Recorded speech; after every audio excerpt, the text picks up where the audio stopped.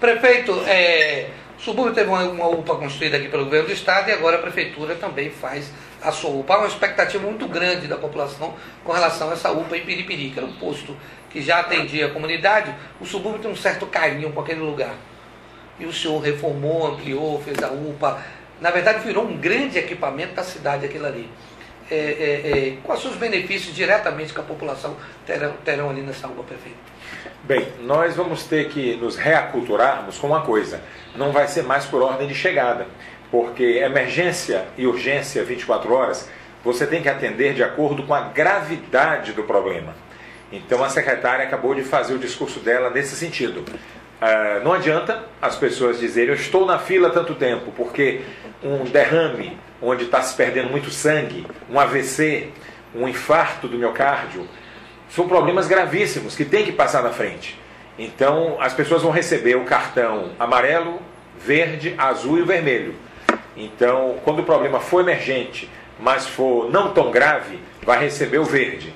À medida que a gravidade for se acentuando do problema, passa para o cartão azul, depois para o cartão amarelo, depois para o cartão vermelho, esse é atendido imediatamente. Ou seja, se a pessoa receber o cartão vermelho, é porque naquela rápida seleção que for feita ali na recepção, ela está com um problema urgente, urgentíssimo, correndo risco de vida, aí ela passa na frente de fato, porque ela recebe o cartão vermelho. Então, é uma nova cultura, e nós temos que nos habituar a isso. Porque quem pode atestar a gravidade da ocorrência médica não somos nós, é o profissional de saúde, é a enfermeira, é o médico, é o profissional de saúde. Então, essa nova cultura, nós temos que nos adaptar. Mas com certeza vai dar tudo certo, em pouco tempo as pessoas estarão adaptadas a essa nova cultura. Agora ali também vai ter serviços laboratoriais, imagens, exames, uma série de serviços outros também serão oferecidos na UPA do Aldo Albergaria. E, como disse, o atendimento odontológico 24 horas, que também será tratado com os cartões coloridos. Verde, azul, amarelo e vermelho. Se for um problema de dente mais grave, recebe imediatamente o cartão vermelho e entra logo na sala do dentista. Olha, conosco também aqui o site Subúrbio Notícias, nosso amigo Wendel Alves, também o nosso querido César Marques do Bahia Press e também as nossas rádios de poste no subúrbio, que nesse momento retransmitem aqui a nossa entrevista com o prefeito João Henrique de Barra das Carneiras. Prefeito, em dezembro o senhor conclui mais 4 anos de mandato, foram 8 anos à frente da cidade de Salvador. O senhor tem consciência de que foi um bom prefeito para o povo do subúrbio? Perfeita consciência, Vanete. Eu me lembro, e eu falava agora no meu discurso, que quando eu cheguei na prefeitura, em 2005, eram 2 cidades. Era a cidade dos que tinham tudo e a cidade dos que não tinham nada. E o subúrbio era a cidade dos que não tinham nada, juntamente com outras regiões como Cajazeiras, outras regiões como Águas Claras, Fazenda Grande, Valéria, Palestina e tantas outras regiões de bairros mais populares, onde você não tinha nada. Ou então era assim, aquele ônibus velho que não servia mais, eles diziam, manda para servir no subúrbio.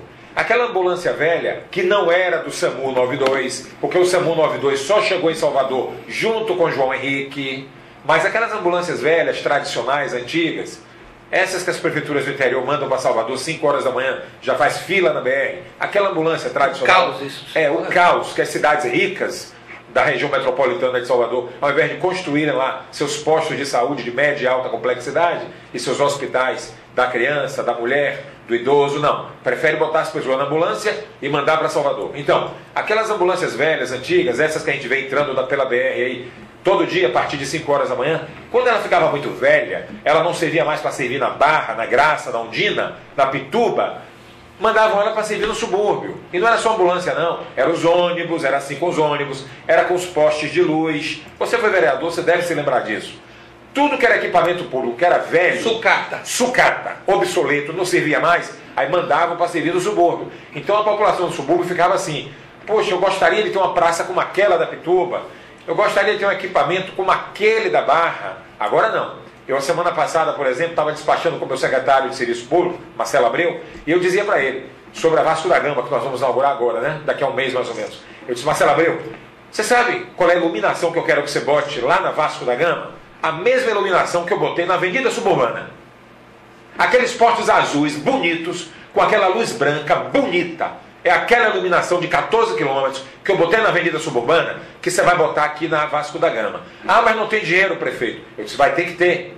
Porque agora também a gente não pode dizer que só trata bem o povo do subúrbio. Não, vai ter que se virar em dinheiro, mas vai ter que botar na Vasco da Gama a mesma posteação que nós botamos lá nos 14 quilômetros da Avenida Suburbana. Então, uma quebra de paradigma. Na verdade, uma inversão de paradigma. Hoje está faltando dinheiro para botar na Vasco da Gama a iluminação que nós botamos na Avenida Suburbana nos 14 quilômetros. Então você veja que uma inversão de paradigma. Na verdade, uma mudança de tratamento para com as pessoas do subúrbio ferroviário. Eu fico feliz com isso. Eu fico feliz de ver que pessoas que estavam ali na inauguração agora da UPA 24 horas, a do Albergaria, algumas vieram da Ilha de Maré e não precisaram molhar de água até a cintura para entrar no barco, porque pegaram um atracadouro, vieram de Praia Grande, entraram no barco depois de andar por cima de um atracadouro de 150 metros, que nós entregamos. Falta iluminação, falta o guarda-peito, mas está pronto, as pessoas já estão usando. Mas quando eu cheguei na prefeitura, eu me lembro,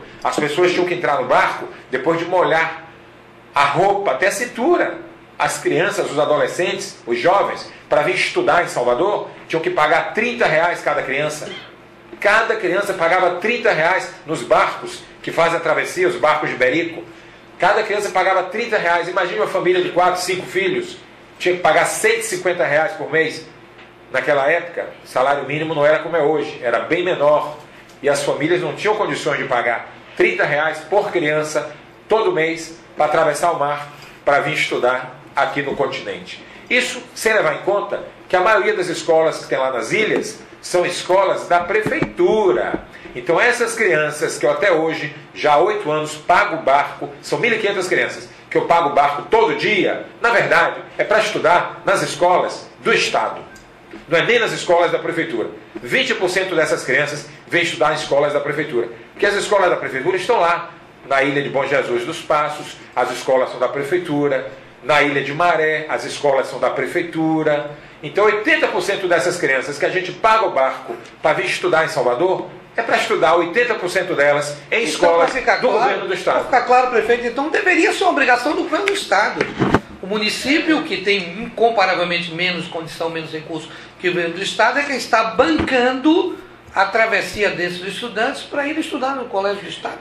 Por uma questão de justiça social, porque eu não aceitava ver as crianças sem futuro, sem horizonte, deixando de vir estudar, porque as mães não podiam pagar, os pais não podiam pagar. Muitas das vezes as mães, viu? Porque tem muita mãe aí que a gente sabe que o pai já saiu de casa, deixa os filhos e vai constituir outra família. Então, na verdade, vamos falar sério, as mães não podiam pagar R$30 por filho por mês. Então, aquilo me cortava o coração. Eu era vereador, eu era deputado estadual e eu via aquilo com muita tristeza, eu ficava chocado de ver aquilo. Eu dizia, gente, não é possível. Como é que o poder público não toma conta disso? Então eu não quis nem saber se era estudante de escola do município, se era estudante de escola do Estado. O que me deixava triste era a situação. E a situação era esta. Crianças, 1.500 crianças hoje, naquela época já eram mais de 1.000 também, hoje são 1.500, eram 1.100 naquela época mais ou menos, que eu pago todos os dias, a prefeitura paga para essas crianças através da Secult, Secretaria de Cultura, nós pagamos, todos os secretários que passaram, o PCdoB passou pela minha Secretaria de Educação, eu obriguei a pagar o barco das crianças. Depois o PCdoB saiu, entrou Carlos Soares, eu obriguei, continuou pagando o barco. Nenhum dia nesses 8 anos foi suspenso. E hoje João Bacelar, nenhum dia nesses 8 anos, nenhuma criança deixou de vir estudar por falta de dinheiro para pagar o barco, Vanete. Então eu fico feliz com isso, sabe? Isso não tem preço que pague. Não tem preço que pague. Eu estava vendo agora na internet o salário do prefeito de Feira de Santana. R$26 mil. O salário do prefeito de Salvador, R$10 mil. Entendeu? Então, não é pelo dinheiro, gente. É pela satisfação de fazer justiça social. É tratar as pessoas com dignidade, é reparar injustiças históricas, como essa das crianças das ilhas, ficavam sem horizonte, porque não concluíam os estudos. Então, o único futuro deles, sem nenhum demérito, claro, era ser pescador, era ser marisqueira, porque não tinham como concluir os estudos, porque não conseguiam pagar o barco todos os meses e todos os anos, para formar, para tirar um diploma, para fazer um pré-vestibular, para fazer um curso superior aqui no continente. Então ficavam lá nas ilhas, sem muito horizonte. Entendeu? Então, não é pelo salário. Pelo salário era muito melhor ser prefeito de Feira de Santana, para ganhar 26 mil reais, e não em Salvador para ganhar 10 mil reais. Prefeito, ontem nós tivemos um apagão aí em parte do Brasil, a Bahia toda, aí nas escuras do Norte e Nordeste, Tocantins, um pedaço de Brasília, Minas Gerais, enfim. Na verdade é o terceiro apagão só esse ano, viu? É que não tinha chegado aqui a Bahia. Como eu vejo tanta gente lhe culpar aí e fazer crítica dos problemas, você é culpado também do apagão, prefeito? Eu acabei de falar isso lá no meu discurso no Adual da Albergaria. Eu disse, gente, teve um apagão, logo quando eu abri o discurso. Eu disse, olha, teve um apagão essa noite de 3 horas, todos vocês aqui ficaram no escuro. Hoje, as sinaleiras da cidade amanheceram todas atordoadas, birutas, todas piscando no amarelo. Eu sei de quem é a culpa é do prefeito. Aí todo mundo deu risada. Eu disse, não é para dar risada não, é sério. O apagão é responsabilidade do governo federal, mas como tudo que acontece na cidade, por exemplo, segurança pública. Eu vejo muitas pessoas dizerem, Salvador está abandonada. Aí eu fui para as pesquisas, né? Eu me concentrei nas pesquisas, fui lá, estudei. Sabe qual é o maior problema que leva as pessoas a dizerem que a cidade está abandonada? Qual é, prefeito? Segurança pública. Que é do Estado. Pois é, que é do Estado. Mas aí quando você vai para as pesquisas, não, esse prefeito não presta, a cidade está abandonada. Aí eu fui ver o que é que significava aquele abandonado. O maior elemento que leva à caracterização desse termo abandonada é segurança pública. Mas gente, que não é responsabilidade da prefeitura. Você veja, então, apagão, com certeza, deve ter gente dizendo que o trânsito hoje amanheceu ruim por conta da prefeitura. Com certeza, você está certo. Então é isso. Tudo que não é responsabilidade do prefeito, de fato, quando o problema se instala, seja problema federal, seja problema estadual, sempre atribuem ao prefeito. Então, o próximo prefeito começa a botar as barbas de molho, porque vai apanhar tanto quanto João Henrique apanhou. Prefeito, falando em apanhar, o ex-presidente Lula esteve aqui em Caripe essa semana e, no comício com o candidato dele à prefeitura de Salvador, o candidato que ele apoia, ele disse em alto e bom som para que o povo pudesse ouvir aqui que o prefeito João Henrique era um fracassado. O senhor se considera um fracassado? Está certo? Não, muito pelo contrário. Veja bem, eu poderia ter várias respostas para isso. Primeiro, eu poderia dizer que o fracasso é a porta do sucesso. Porque todas as vezes na minha vida, e na vida de todos nós sabemos que só depois da queda, só depois que nos falta chão, é que a gente vê a luz no fim do túnel. Precisa a gente perder, às vezes, uma pessoa querida para a gente dar valor àquela companhia daquela pessoa. Precisa, muitas vezes, a gente perder um bem, móvel ou imóvel, para a gente começar a dar valor àquele bem. Precisa a gente cair para a gente levantar. Se você não cair, você não tem como levantar do chão. Primeiro você cai, para depois você levantar. Então, eu poderia dizer de várias formas, como uma delas é essa. O fracasso é a porta, é o início do sucesso. Mas eu preferi responder de outra forma. Eu preferi dizer, e digo aqui no seu programa, o seguinte, que só Deus pode antever o destino de acontecimentos futuros. Só Deus pode dizer quem será o fracassado domingo de noite. Prefeito, nós estamos aqui com o César Marques, do Bahia Press, também acompanhando a gente e retransmitindo no seu site a entrevista na íntegra. César, bom dia, querido. Bom dia, mais uma vez, é um prazer enorme estar aqui com o prefeito João Henrique, com Vanete Carvalho. Vanete Carvalho não precisa mais apresentações, porque todos os dias nós apresentamos o programa Homem de Roxo, e já convido o prefeito aqui, se ele quiser, para ser, quem sabe, mais um Homem de Roxo. Terceiro Homem de Roxo lá na Itaparita. Já sinta-se convidado. Mas, João, 8 anos no governo. Eu sei que você deve ter passado por coisas boas e coisas difíceis. O que é que você faria diferente? Com quem você não se aliaria novamente para tentar fazer um bom governo? Eu não colocaria assim, eu colocaria o seguinte: eu não dividiria o governo com tantos partidos políticos. Isso eu não faria. Mas por que eu fiz? Porque em 2005, quando eu cheguei na prefeitura, era um modelo que vigorava no país. Aliás, vigora até hoje, menos na prefeitura de Salvador hoje. Mas naquela época, o governo federal sempre teve mais de 30 ministérios, no Estado também são mais de 30 secretarias de Estado. Então o modelo que eu via em cima de mim, o exemplo geralmente vem de cima, né? E o modelo que eu via era isso, era o fatiamento do governo por partidos políticos. Tanto que tem candidato aí com apoio de 17 ou 15 partidos políticos. Eu fico a imaginar, meu Deus do céu, o que é que pode ser da prefeitura? Enfim, eu acho errado isso, porque você perde um pouco o comando das coisas. Eu disse, na primeira gestão, eu falei aqui há pouco, a Secretaria de Educação era comandada por uma secretária do PCdoB. Hoje é a secretária, está aí, candidata a vice-prefeita, que me faz uma oposição. Parece que todas aquelas conquistas que nós trouxemos para o professorado do município, ela não teve nenhuma participação. Quer dizer, nós conseguimos, gente, tanta conquista. Os professores do município não fazem greve, os professores do município estão com a autoestima lá em cima. Hoje, se você perguntar ao professor do município se ele quer ser professor do município, do estado ou da rede privada, com certeza ele vai dizer que prefere ser professor do município. E vai dizer com orgulho, batendo no peito. Então isso nós conseguimos ao longo de 8 anos. Mas hoje, quando eu vejo pessoas que passaram pelo meu governo nesses 8 anos e que me batem, e xingam, e me adjetivam, me agridem, parece que não fizeram parte desse processo de 8 anos, onde nós conseguimos tanta coisa boa para Salvador. Hoje Salvador tem ambulância do SAMU 92, Salvador tem 3 UPAs, e até dezembro nós lançaremos o processo de licitação de mais 9 UPAs, 24 horas, também com CELS, Centro de Especialidades Odontológicas. Quando eu cheguei na prefeitura, eu me lembro que as pessoas, para dar um sorriso, botavam a mão na frente da boca, de vergonha, porque faltavam-lhe os dentes na boca.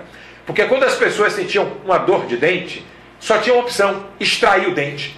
Quando eu cheguei na prefeitura em 2005, eu fui vereador, fui deputado, eu conheci essa cidade, muitos anos antes de eu ser prefeito. Eu fui vereador 2 vezes, fui deputado estadual eleito por Salvador 3 vezes, então eu conhecia Salvador. Então aquilo me chocava, as pessoas serem levadas para o posto de saúde, deitadas dentro de um carrinho de mão, sujo de resto de frutas ou sujo de areia, de cimento. Que é isso, gente? Porque não tinha UTI móvel. Quer dizer, tinha para as pessoas ricas, né? Que podiam pagar R$1.000 por mês de prestação de uma UTI móvel particular. Mas as pessoas pobres, a UTI móvel era o carrinho de mão. Era o carrinho de mão. As pessoas sabem disso. Talvez os mais jovens não se lembrem. Talvez as pessoas de 8 anos para cá, que atingiram a maturidade ou a adolescência, não se lembrem. Mas as pessoas na minha idade, 50 anos, 60 anos, todo mundo se lembra que a UTI das pessoas pobres em Salvador era o carrinho de mão. As pessoas se lembram que para dar um sorriso tinha que botar a mão na frente da boca, porque as pessoas não tinham dentes mais, que a qualquer mínima dor de dente tinha que extrair o dente. Foi essa Salvador que me entregaram. Agora, o tempo passa. Então as pessoas que hoje têm 18 tinham 10 anos naquela época, entendeu? Então, hoje com 18 tem consciência política, mas com 10 anos de idade não tem consciência política. Eu vejo meu enteado hoje, tem 10 anos. Quer dizer, então o tempo passa e as pessoas esquecem de como era Salvador há 8 anos atrás. Como Salvador era escura, como era o atendimento de saúde em Salvador. Aquelas filas da madrugada, gente, que as mães ficavam dormindo não, que ninguém dorme numa fila suja, ficavam pernoitando nas filas de madrugada para conseguir pegar uma senha. Custava R$5 a senha. Vergonha. Você se lembra, Valéria? Vergonha nacional, inclusive. Vergonha nacional. E para matricular o filho na escola da prefeitura, que tinha que também pernoitar a madrugada. As pessoas vendiam lugar na fila. Vendiam lugar na fila. E o vigilante, o porteiro da escola, do posto de saúde, ainda arrecadava um dinheiro que ninguém sabe para onde ia aquele dinheiro. Porque para os cofres da prefeitura que aquele dinheiro não ia. Mas vendiam a senha, R$5. Era essa a realidade de Salvador. O trânsito eram 400 mil carros. Hoje, 820 mil carros. Então, quem tem 18 anos hoje, às vezes está acreditando em discursos mentirosos, mas na época tinha 10 anos de idade. Entendeu? Então não viram essa transformação que a cidade viveu. Hoje é uma cidade com 2.800.000 habitantes. Quando eu assumi a prefeitura eram cerca de 2.300.000 habitantes. São 500 mil novos moradores. Imagine, eu peguei a cidade com 500 mil moradores a menos do que o que a cidade tem hoje.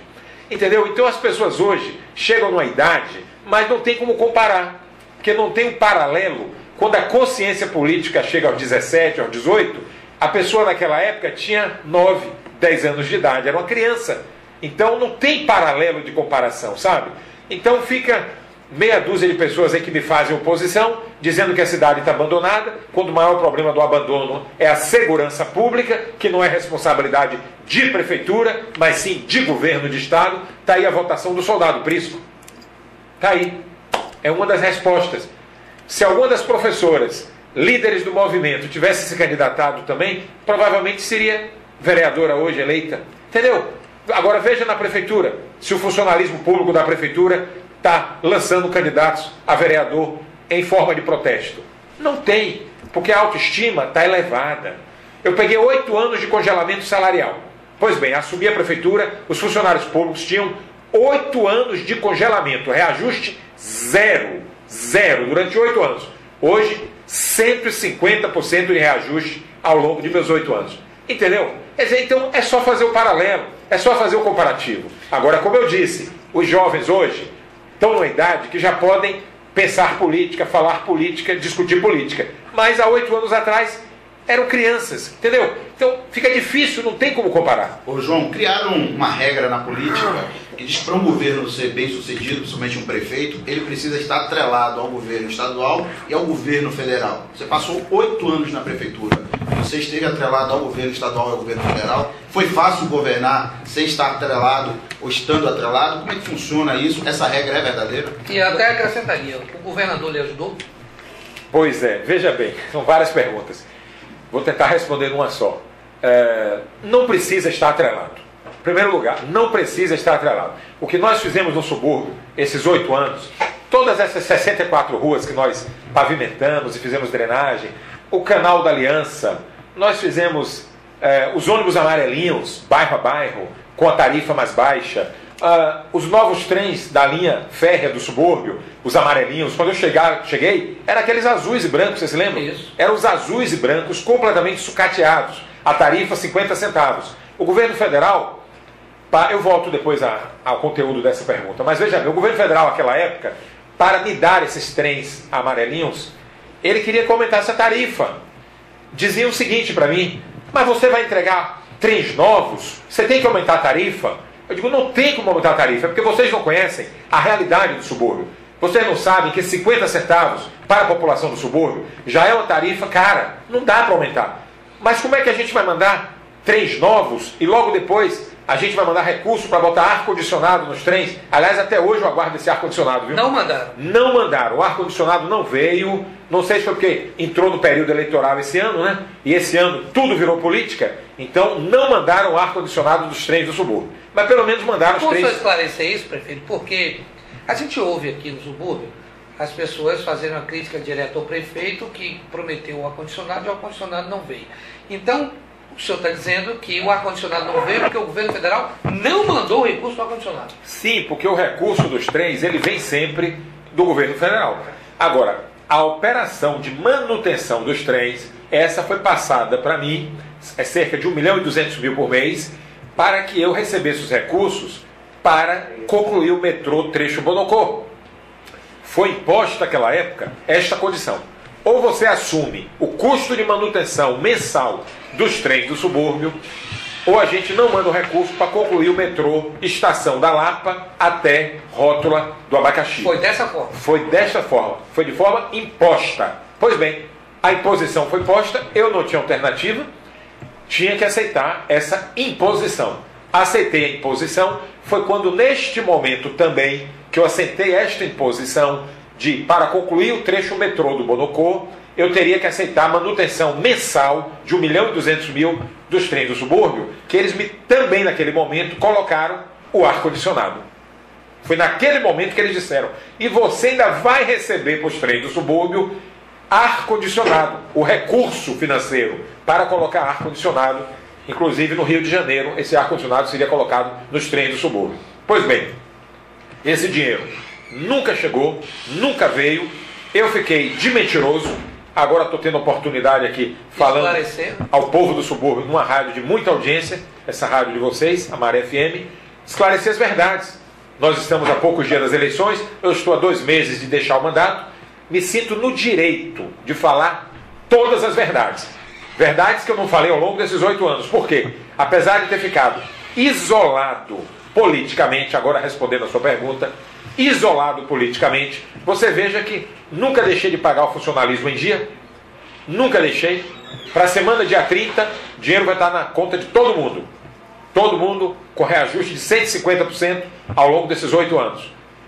dinheiro vai estar na conta dia 30. Nunca deixei de pagar em dia. O lixo nunca deixou de ser recolhido. E olhe que teve prefeituras aí que não recolhiam lixo nem todo dia. A coleta era alternada. Eu me lembro que aqui no subúrbio mesmo, era dia sim, dia não. Dia sim, dia não. Nós acabamos com isso. A coleta de lixo é diária. É diária. Nunca deixamos de pagar o lixo em dia. Folha de pessoal, nunca deixamos de pagar em dia. No governo de Elis da Mata foi uma vergonha aqui no subúrbio a coleta de lixo. Aliás, não havia coleta de lixo. Não havia. Agora, isolado politicamente, se administra. O meu exemplo é um exemplo concreto e claro. Dá para se administrar isolado, sim. Eu administrei esses 8 anos. E quebrando paradigmas, como eu disse. Administramos, sim.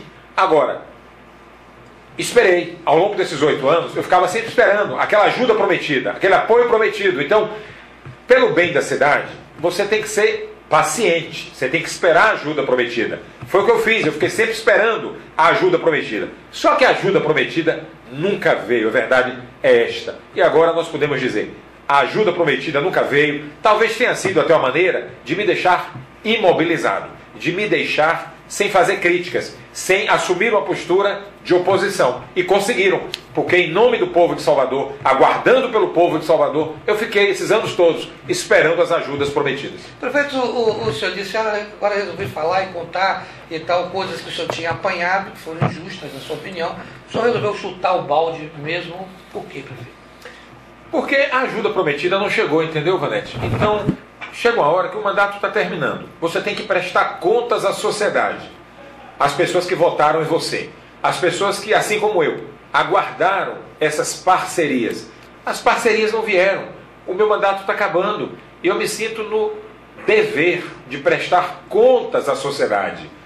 Por exemplo, você cobrou aí o ar-condicionado dos trens. Eu estou dizendo, era compromisso do governo federal quando eu assumi o custo mensal de manutenção dos trens do subúrbio.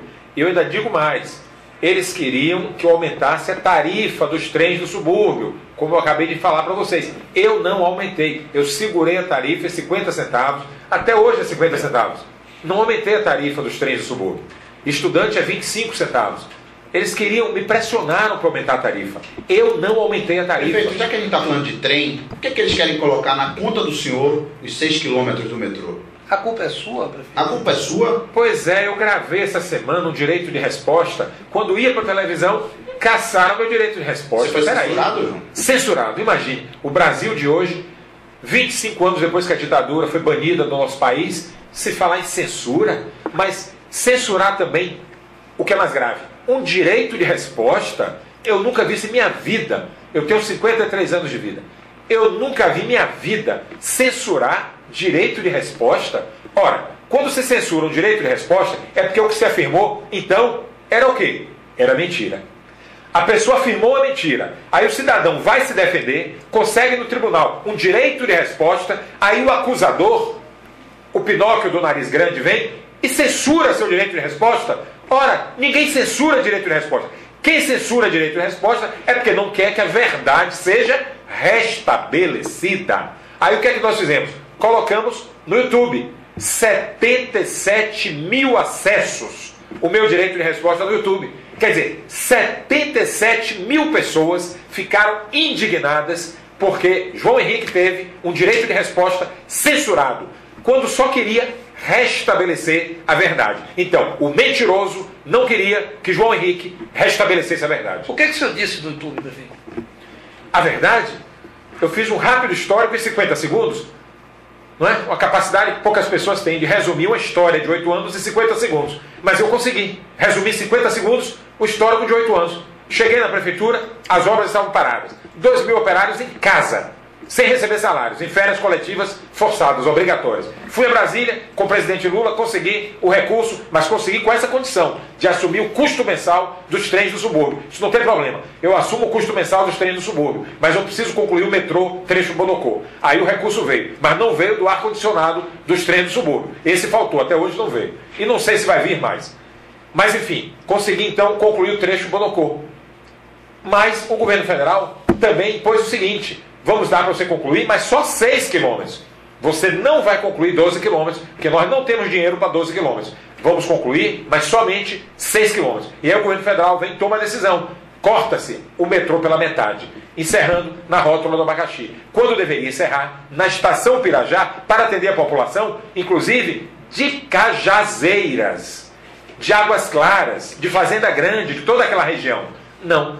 Encerrou-se na rótula do Abacaxi, quando o projeto era de 12 quilômetros. E era para atender, como disse, a outros grandes bairros populares, a exemplo de Cajazeiras. Então a decisão, claro, se a obra é federal, me responda, a obra é federal, como é que o governo municipal pode ter autoridade? É uma pergunta óbvia para qualquer criança. Eu perguntaria a uma criança de 8 anos, vem cá meu filho, a obra é federal, qual é o governo que pode cortar ela no meio? O governo federal, o governo estadual ou o governo municipal? Pergunta a qualquer criança de 5 anos de idade. Quer dizer, eles mentem que nem se preocupam com o ridículo da mentira, com a falta de sensatez da mentira, com a falta de lógica da mentira, a falta de bom senso, gente. Qualquer criança de primário, de 5 anos de idade, pergunta a ela, a criança, uma obra federal, quem é que tem autoridade? Quem é que tem autoridade para cortar no meio uma obra federal, se não o próprio governo federal? Ah, peraí, é achar que a gente é bobo demais? É tão ridículo, é tão estúpida a mentira, que não dá, gente. Até uma criança responderia essa pergunta. Prefeito,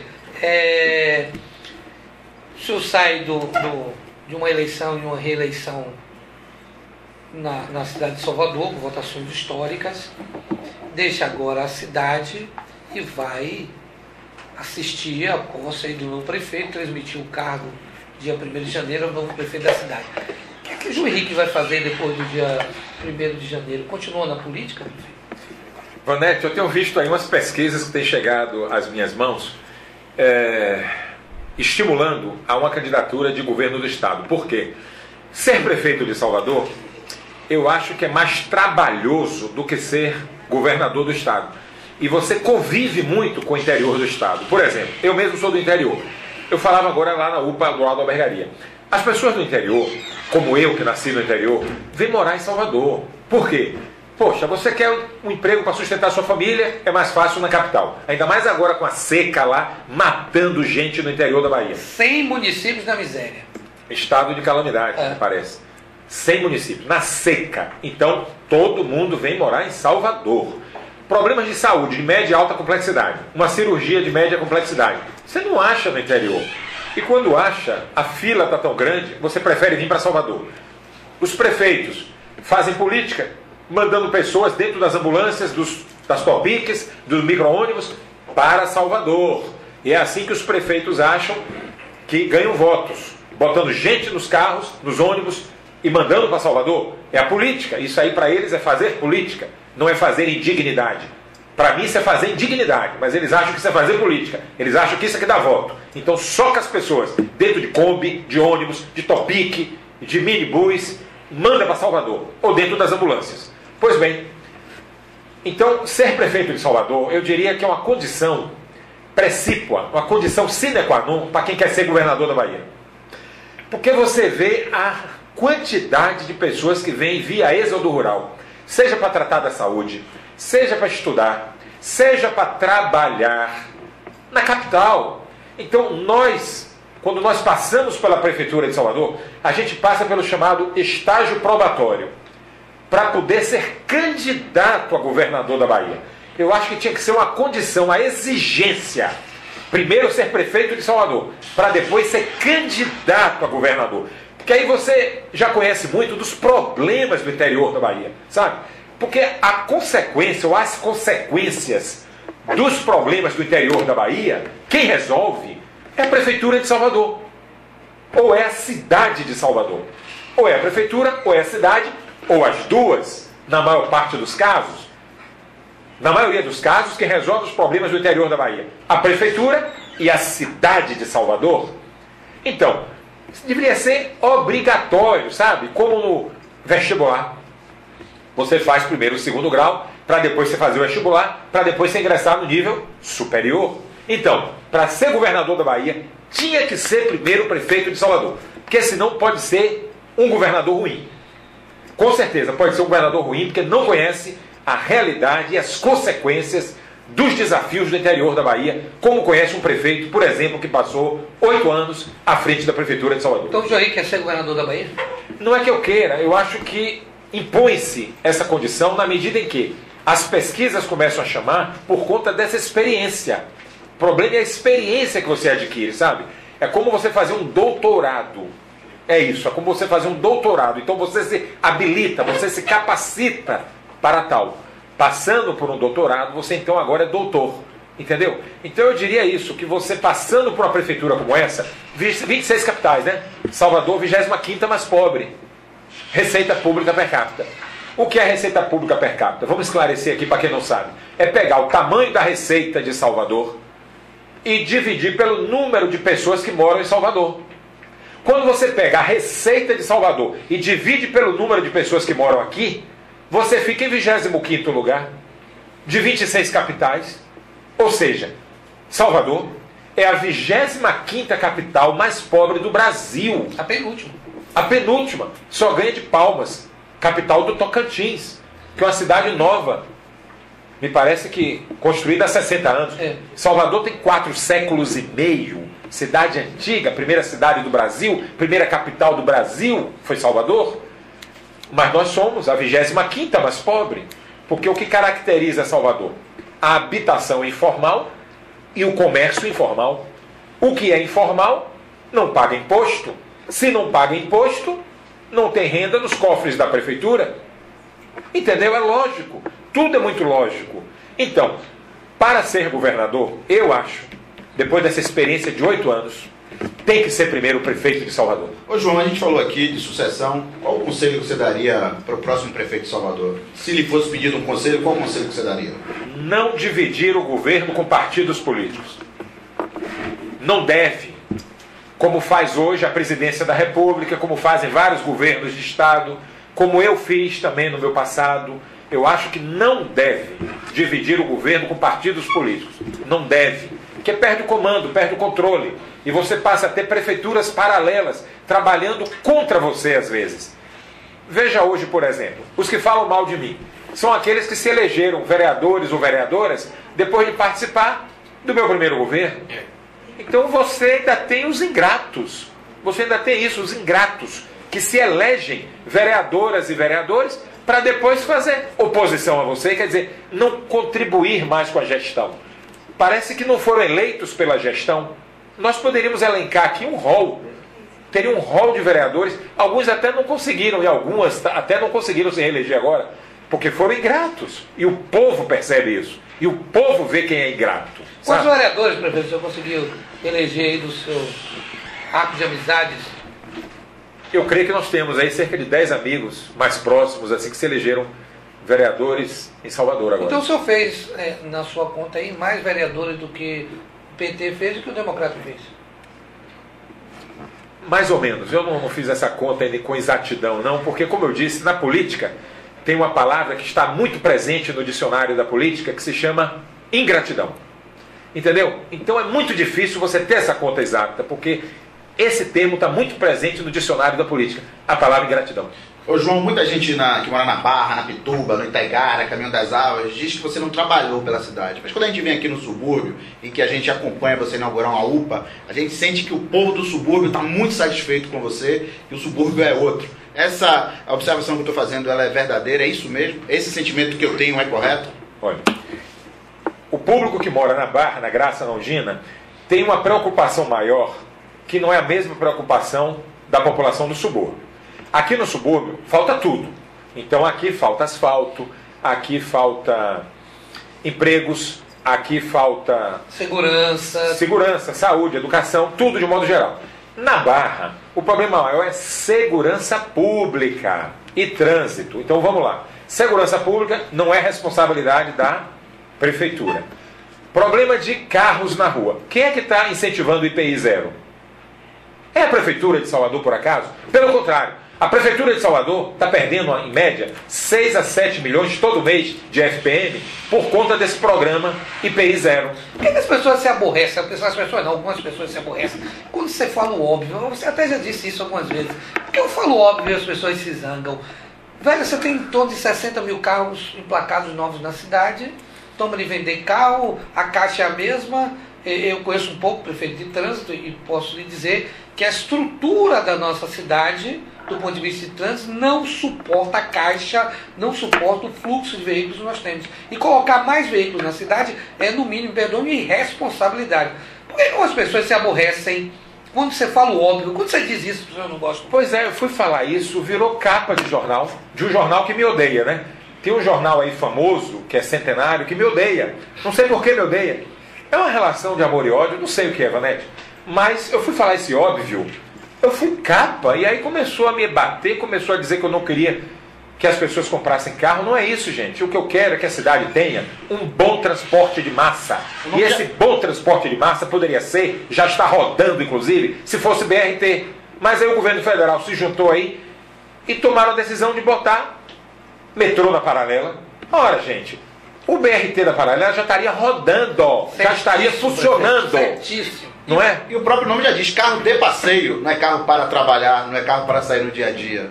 E vai resolver o problema no BRT, você está certíssimo. BRT não é? Você está certo. Mais rápido, 10 vezes mais rápido que o metrô, mais 10 barato, vezes mais barato que o metrô, e uma obra mais rápida do que a Rio obra de do Janeiro metrô. fez agora, ligando a Zona Norte lá, ficou belíssimo. Pois é, mas Você foi vencido no duelo do BRT contra o metrô? Fomos vencidos.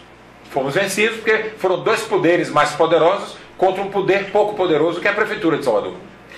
Olha, nós estamos recebendo aqui a visita também da nossa querida secretária municipal de saúde, Tatiana Paraíso, que ao nosso lado, suburbana, nossa querida Tatiana.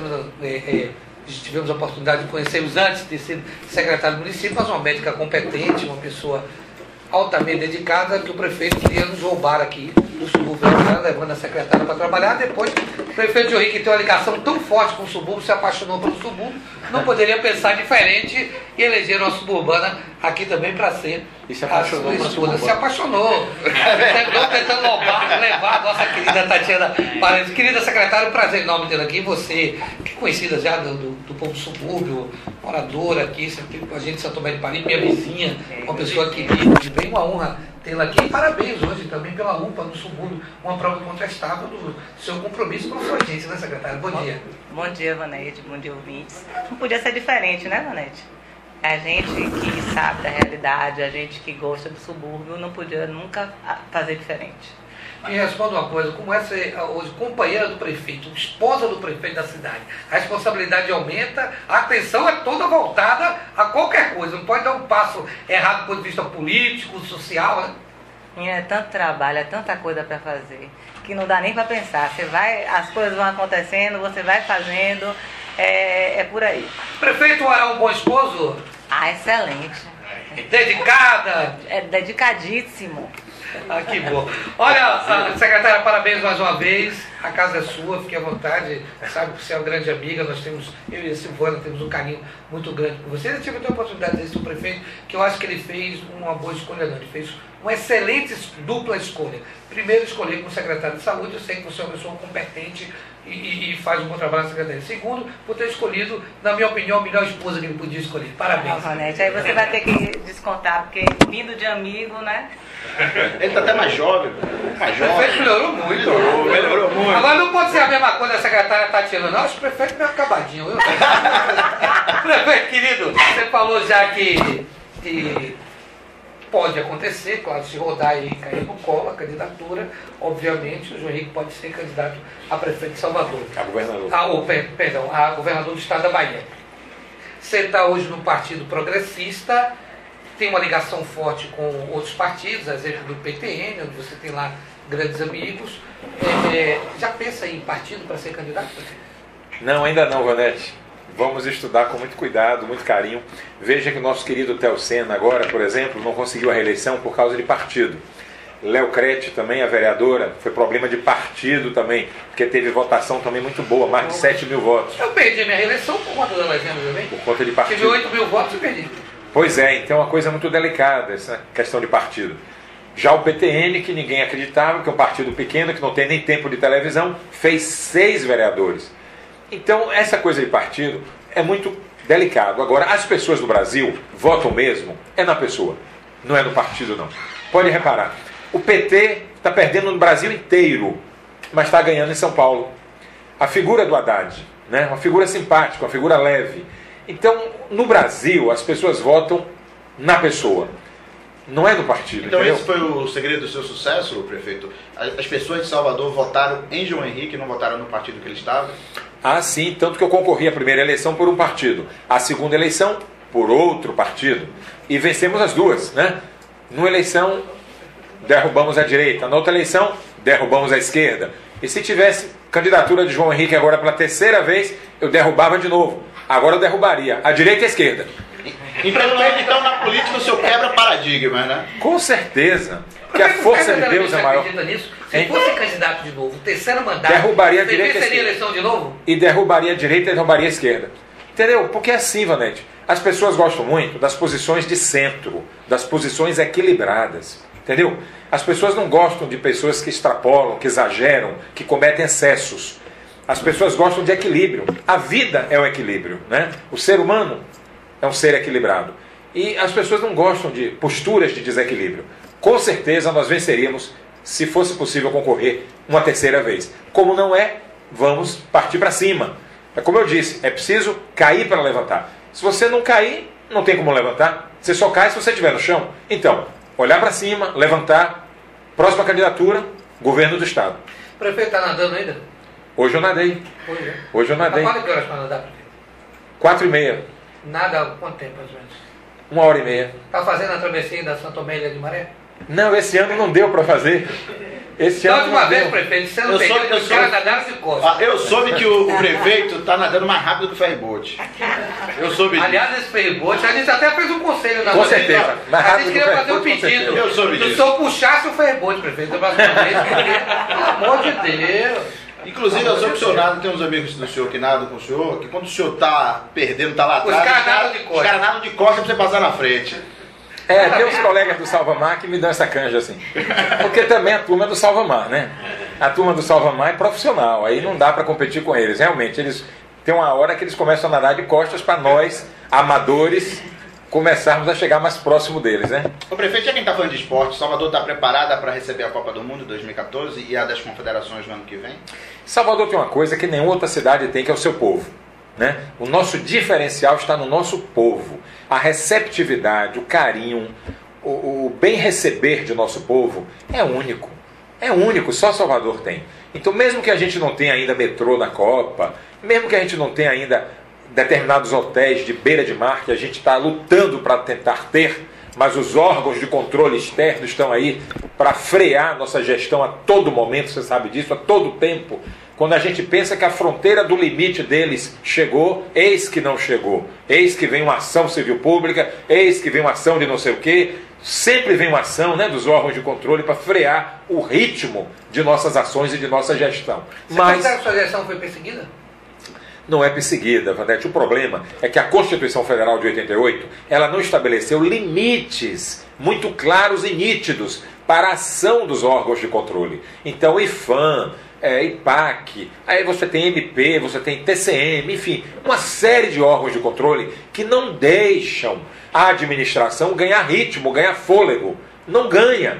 Porque como eu dizia, como a gente pensa que vai fazendo alguma coisa, vem um órgão de controle desse e freia. O Forte de São Marcelo, por exemplo, eu consegui pegar completamente abandonado, botamos para funcionar. As crianças, os alunos da rede pública, municipal, estadual e particular, já estavam fazendo visitas ao Forte, recebendo aulas de história. No Forte de São Marcelo, aulas de cultura baiana. De repente, veio o IFAM e disse que a ONG que estava lá não estava prestando contas corretamente das verbas que recebia para administrar o Forte. Simplesmente fechou de novo o Forte de São Marcelo. Então, poxa, você quer fazer as coisas, você tenta, você investe, acredita, gasta seu tempo, vem um órgão de controle desses e bota uma pá de cal. Para mesmo, para. E aí é que as pessoas, depois que eu deixar a prefeitura, aí as pessoas vão sentir saudade do João, porque vão ver, não era bem assim.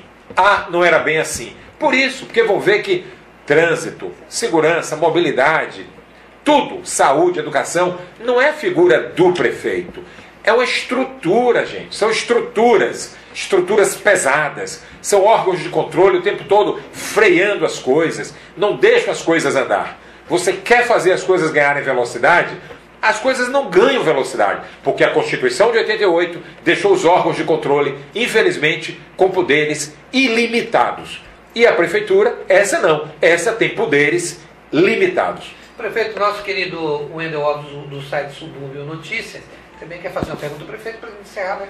Pois é, bom dia, Vanete, bom dia, prefeito, parabéns pela nova UPA do Subúrbio. A pergunta é, prefeito, na sua campanha de 2008, foi divulgado que o canal Paraguari de Periperi teria o mesmo tratamento do da Centenário, do Imbuí. E faltam aproximadamente 2 a 3 meses para encerrar a sua gestão e não foi feita aquela cobertura do canal Paraguari. Por que não fez, prefeito? Porque o orçamento feito colocou um valor muito alto, que nós solicitamos ao governo federal e não conseguimos. Foi justamente quando o ministro Gedel saiu do Ministério da Integração Regional.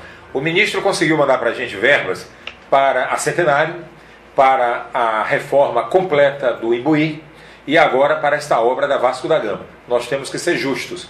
Não é porque eu não estou mais no PMDB que eu não vou reconhecer aqui que foi o ministro do PMDB, Gedel Vieira Lima, que mandou os recursos. Ele mandou os recursos e nós fizemos essas 3 grandes obras: Centenário, Imbuí e agora concluindo a Vasco da Gama. E o canal do Paraguari também estava na fila das solicitações. Era o secretário Almir Melo, à época, quem fazia os orçamentos, e foi ele quem fez o orçamento do canal do Paraguari. Mas coincidiu que foi quando o ministro deixou o Ministério. Deixou o Ministério e nós não tivemos mais um baiano no Ministério da Integração Nacional. E o valor também era muito alto, que não deu. Só deu para fazer a Centenário, como disse, Imbuí e Vasco da Gama. Mas eu creio que no futuro próximo, outros baianos deverão... Fizemos o canal Aliança, aqui do subúrbio ferroviário. Esse nós fizemos, acabando com problemas ali de alagamento também. É terrível aquilo ali. Exato. Então, acho que no futuro outros ministros baianos deverão assumir, com certeza, o Ministério da Integração Nacional. Porque verbas para canais tão grandes como esses, Centenário, Imbuí, Paraguari, só podem vir do governo federal. A Prefeitura de Salvador, infelizmente, como eu disse, 25ª prefeitura mais pobre das 26 prefeituras de capital, de forma que tem que vir do governo federal. E aí só quando tivermos de novo um baiano no Ministério da Integração Nacional. Prefeito querido, eu queria agradecer os compromissos da sua presença aqui na Maré FM, uma prova incontestável de respeito à nossa população, que a gente fala aqui para a comunidade suburbana. Essa é a FM comunitária em que nós aqui falamos de dentro para fora. Aqui nós conversamos todos os dias sobre os nossos problemas, temos uma excelente audiência aqui. Nenhuma emissora de rádio em Salvador ultrapassa internamente a audiência que a Rádio Maré FM tem. Nós aqui costumamos fazer o nosso trabalho com muita imparcialidade, com muita transparência, com muita seriedade. Aqui nós criticamos, nós elogiamos, mas sempre de forma muito respeitosa. A gente aqui não agride pessoas. E já tivemos a oportunidade, vou repetir no final da entrevista o que eu disse no início, para que fique muito bem claro e eu não me perca nas minhas palavras. Se a cidade de Salvador inteira disser que não gostou, que o João Henrique foi um péssimo prefeito, não me incomoda. Mas o subúrbio ferroviário pode atestar que o melhor prefeito que passou pelo subúrbio foi o João Henrique. E falo isso com muita segurança, porque suburbano que sou, conheço aqui os problemas de perto, sei que existe uma infinidade de problemas a serem resolvidos. Nós estamos na penúltima cidade mais pobre do Brasil. Ou melhor, na segunda cidade mais pobre do Brasil, a penúltima em renda per capita. E que cresce 50 mil novos moradores por ano. Eu sou de um subúrbio de 60 mil habitantes e que hoje estamos na casa de 800 mil pessoas estão no subúrbio ferroviário. Cresceu de forma desordenada, muitos prefeitos irresponsáveis que por aqui passaram permitiram o crescimento desordenado do subúrbio ferroviário. Mas de todos que passaram, eu acho que você deu o seu melhor. Ficou muito de fazer sim, claro que ficou. Ninguém conseguirá fazer tudo, longe de fazer tudo que precisa. Mas você deu uma atenção mais respeitosa à população do subúrbio. E não é porque você esteja deixando o mandato, você está há 2 meses de deixar a prefeitura, que a gente deixaria de fazer essa homenagem aqui e esse agradecimento. Eu não tenho, disse aqui, vou repetir, nenhuma ligação de ordem pessoal com o prefeito, não sou empregado do prefeito, não sou funcionário da prefeitura, não exerço cargo de confiança, nem ninguém meu tem cargo de confiança no Poder Executivo. Mas eu, acima de qualquer coisa, prefeito, eu sou cidadão. E eu acho que a gente tem que falar com responsabilidade e seriedade. Eu quero lhe agradecer em nome das pessoas, em nome da Rádio Maré FM, pela atenção que o senhor deu ao subúrbio ferroviário de Salvador. Queria fazer um convite, viu? Já que você é radialista agora, estamos aí de portas abertas para receber o nosso querido amigo. Parabéns, prefeito, parabéns, nossa querida secretária Tatiana, queridíssima secretária, uma pessoa de bem, competente, capaz. O prefeito, tanto lugar nessa cidade para paquerar, e paquerar no subúrbio, né? Prefeito querido, um abraço. Ô, Vanete, vocês estão com muita pressa, eu posso fazer uma consideração final? Fica à vontade. Veja bem, eu me esqueci de lembrar aqui aos moradores de Plataforma que essa travessia Plataforma Ribeira, que as pessoas tinham que pegar um ônibus e viajar durante 1 hora para sair do subúrbio e chegar na Cidade Baixa, foi reativando a travessia Plataforma Ribeira, que custa R$1. Nós conseguimos, depois de 30 anos parada, você se lembra a travessia Plataforma Ribeira? Olha, eu recebi uma reclamação, você falou uma coisa, rapaz, precisa agora com relação à segurança pública. Eu recebi uma denúncia na Rádio Taparica FM, o me ligou, o ouvinte ligou e disse, olha, eu quero reclamar da travessia Plataforma Ribeira, está um absurdo, um caos, eu disse, qual é o problema da travessia? Aí ele disse assim, além de segurança, as pessoas estão sendo assaltadas. É verdade. Mas aí é segurança, aí não é prefeitura, entendeu? É o que eu acabei de dizer, gente, o tempo todo confundem segurança com responsabilidade do prefeito. A travessia foi importantíssima, prefeito. 30 anos fechada, desativada. Estudando na escola da Cidade Baixa, pegava meu trem em Piripiri, ia para a plataforma e atravessava, depois acabaram isso. E você reeditou, você não só fez uma reconstrução importante para o transporte das pessoas, como você trouxe de volta, meu amigo, a história. Eu tenho uma tia, tem quase 80 anos de idade, mora na Baixa do Bonfim. Ela me pediu, me leve para eu passear de novo na lancha, eu pensei nunca mais fazer isso. Virou atração turística. Eu me lembro, em 2008, e vi, prefeito, ela se emocionar, as lágrimas viram os olhos quando ela entrou na lancha. Foi. 5 minutos. O que era 1 hora dentro de um ônibus. Exato. Passou a ser 5 minutos dentro de um barco.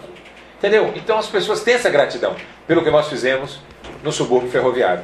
A reforma da Ponte São João está aí sendo reformada. Importante. Uma grande reforma. Os trens amarelos eu já falei. Os ônibus amarelinhos também, já falei aqui. Agora o UPA, a Duraldo Albergaria, cuja secretária está aqui conosco, Tatiana Paraíso. A macrodrenagem de 5 bacias hidrográficas do subúrbio, nós fizemos esses 8 anos, incluindo o canal da Aliança, coberto agora, e o canal da Suburbana também. Nós nos esquecemos do canal da Suburbana. Isso. Também fizemos o trabalho de alargamento dele. O banho de luz, Geraldinho me falou de uma área aqui do subúrbio que nós fizemos. Mirantes de Periperi. Deve estar nos ouvindo nesse momento, não é? Mirantes do Periperi, nós fizemos com o vereador Geraldo Júnior. Eu queria também agradecer, Vanete, se você me permite, prefeito, em nome dos leitores do Bahia Press. A gente sabe que para o senhor falar, o senhor tem uma agenda muito cheia, então com exclusividade a gente vai reproduzir essa entrevista aqui. E agradecer muito, né, por essa oportunidade e dizer que é isso mesmo, amigo. O senhor fez o bom combate, né? Lutou o bom combate e só quem sai vencedor é aquele que sai com a cabeça tranquila de que fez um bom trabalho. Então parabéns ao senhor, né, pela coragem de sempre de falar de frente com os seus eleitores, com o povo dessa cidade. Obrigado, Cezinha, obrigado, Vanete. Um prazer muito grande estar aqui com vocês. Quero agradecer e dizer que apesar de toda oposição feita ao meu governo, por alguns partidos, a exemplo do PT, nós vamos em frente. Nós queremos fazer uma transição tranquila, esperamos o vereador Geraldo na Câmara nos ajude como vice-líder do governo, o vereador Telcena também líder do governo, Pedro Godinho, o presidente. A boa relação vai continuar até o último dia de governo. Vamos visitar os órgãos de comunicação, como estamos fazendo aqui hoje, para prestar contas da nossa ação à frente da Prefeitura. Espero que no domingo a população vote com coragem, não tenha medo, tem que votar com coragem. Salvador pode viver sim, a sua Prefeitura tem condições de ser administrada para a sua população, já administra para 417 municípios. Uma Prefeitura que sozinha já toma conta de 417 cidades, como é que não vai tomar conta da cidade de Salvador? Toma sim.